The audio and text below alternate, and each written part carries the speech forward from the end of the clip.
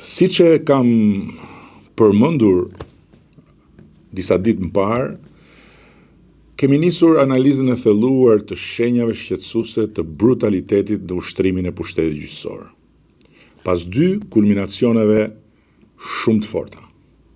Pezullimi antidemokratik i një antari qeverie nga një prokuror dhe një gjykatës me një vendim të shkallës parë dhe tentativa e magjistratëve, gjykatës e prokuror bashk të Shqipërisë për të rritur vetë pagat e tyre duke shqyer arkën e shtetit, vetë Ali dhe vetë Kadi. Dhe mes tjerash këto ditë kam rilexuar një raport të parë disa kohësh, shkruar nga ekspert Këshillit të Evropës, mbi përdorimin brutal dhe masiv të paraburgimit në Shqipëri. Një rekord negativ absolut i drejtësisë shqiptare, që e ka vendosur Shqipërinë në pozicionin më të keq në Europë, po jo thjesht në fund, por me dallim të frikshëm nga rajoni dhe nga pjesa tjetër e Europës po se po. Më lini të ndaj me ju disa pika kyçe të këtij raporti. Spari përdorim i tepruar dhe kozgjatje e pajustifikuar e paraburgimit. Shqipëria mban një nivel jashtëzakonisht të lartë të personave në paraburgim, me shifra që janë dukshëm shumë larg praktikave të vendeve të Bashkimit Evropian.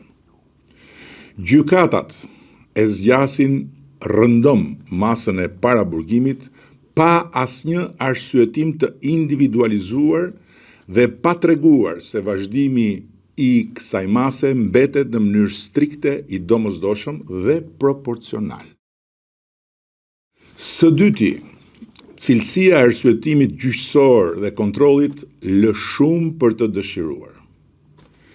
Vendimet për paraburgim shpesh bazohen në nocione të paqarta ligjore, në thonjza arsye të rëndësishme, në thonjza rrezik i veçantë, dhe gjykatat kanë tendencën të përdorin formula standarde pa bërë asnjë vlerësim të mirëfillt të çështjes.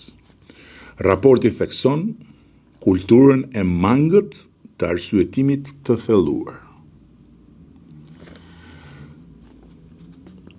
Së treti, mungesë dhe zbatimi paqëndrueshëm i masave alternative ndaj paraburgimit.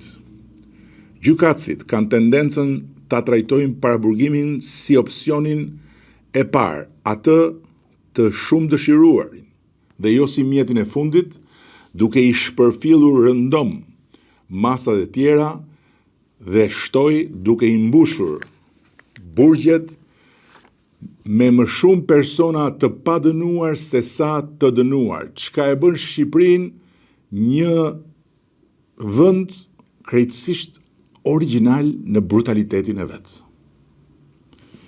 Së katërti, mosgarantimi i të drejtës së mbrojtjes.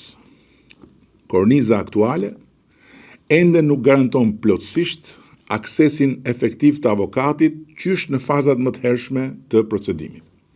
Disponimi i materialeve të çështjes mund vonohet dhe mungon regjistrimi sistematik audio-video i marrjes në pyetje.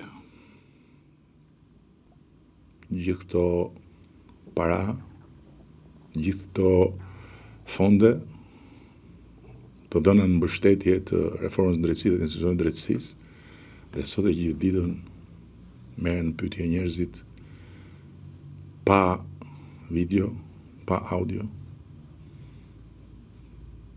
Pikpyetje shumë e madhe kjo. Dhe kjo, thot raporti, e dobëson aftësinë e mbrojtjes për të sfiduar ligjshmërinë e paraburgimit dhe përmbajtjen e akuzës. Dhe së fundi, nga pikat që unë kam nxjerrë, raporti është rrënqethës, po të kesh parasysh dhe që është shkruar me gjuhën shumë diplomatike të Këshillit të Evropës. Dimensioni strukturor dhe kulturor, edhe pse korniza ligjore shqiptare është në përputhje të përgjithsisht me standarde europiane në letër, vazhdojnë të jenë të pranishme prirjet për ta supozuar nevojën për paraburgim në vend të supozimit në favor të lirisë. Dhe mungon praktika e zbatimit të masave proporcionale dhe të arsyetuara në mënyrë individuale. Kërkohet një ndryshim strategjik, përfshirë përcaktime më të qarta ligjore, kontroll më i fortë nga gjykatat e apelit dhe një sistem funksional i masave alternative. Kalojmë tek shënimi tjetër, do kemi shumë kohë përpara për të folur për të gjitha këto.